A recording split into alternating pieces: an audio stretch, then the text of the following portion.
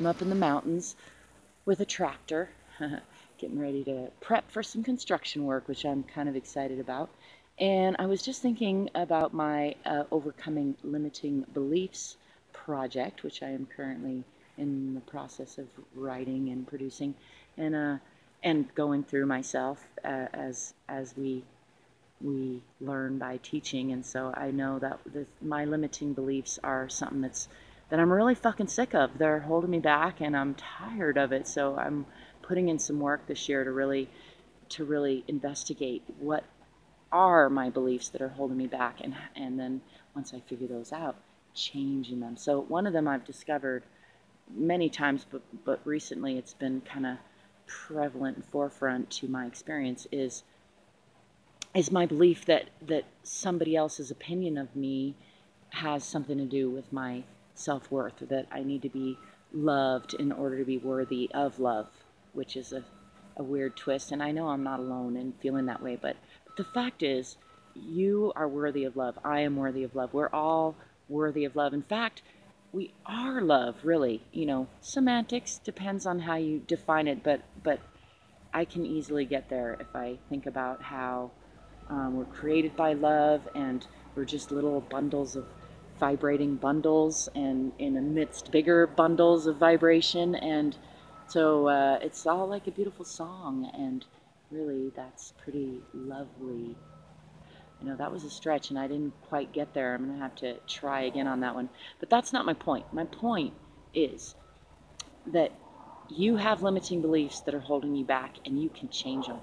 And same with me. I have limiting beliefs, and anytime I find myself wanting to blame somebody else, or feeling insecure, or feeling jealous of anybody, or comparing myself in any way to someone else's experience or circumstance or work, then that's a good clue to me that the feelings that are arising from that comparison or that insecurity are not my best self, not my highest work, and I'm not doing myself any favors by repeating shitty stories that most of the time aren't even true. And the thing is, even if they're true shitty stories, why repeat them and make yourself feel bad? It doesn't make sense.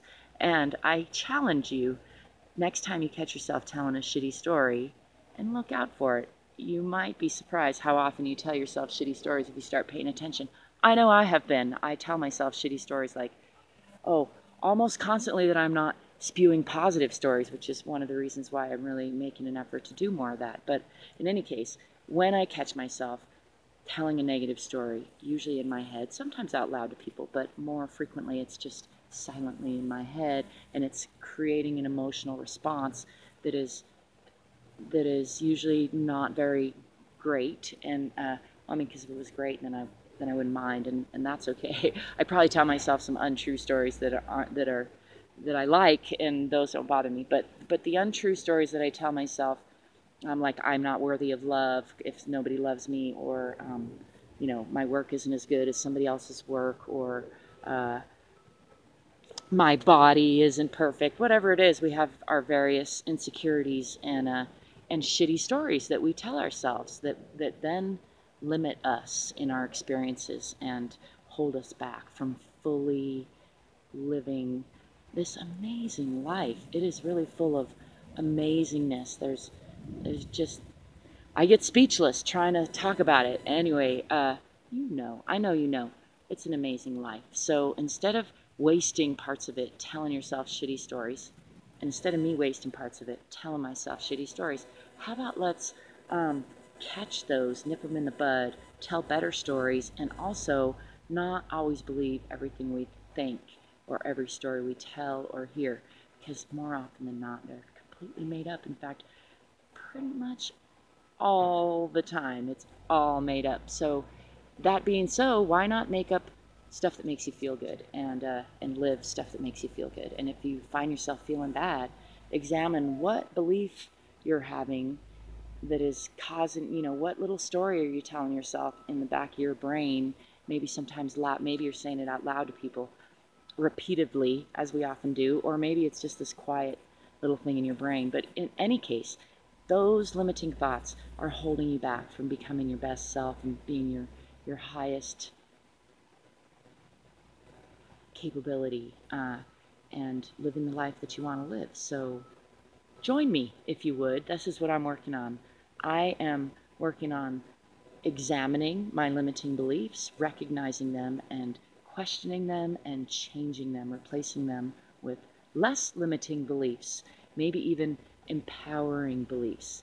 And that's really my closing for right now, is that you got to own your own power. If you don't, if you give it away, then it'll just be wasted. Because if you give your power to somebody else, they're not gonna, they're not you. They're not gonna use your power for anything but their own agenda. And even if it's a great agenda, that's not the same as you giving yourself your power. And you kind of owe yourself and as a particle of this universe by extension. I know that's a stretch, and so you can go back to, like, you just owe it to yourself. You really don't owe anybody anything, but you owe yourself, and hopefully you want to be your best self. And in that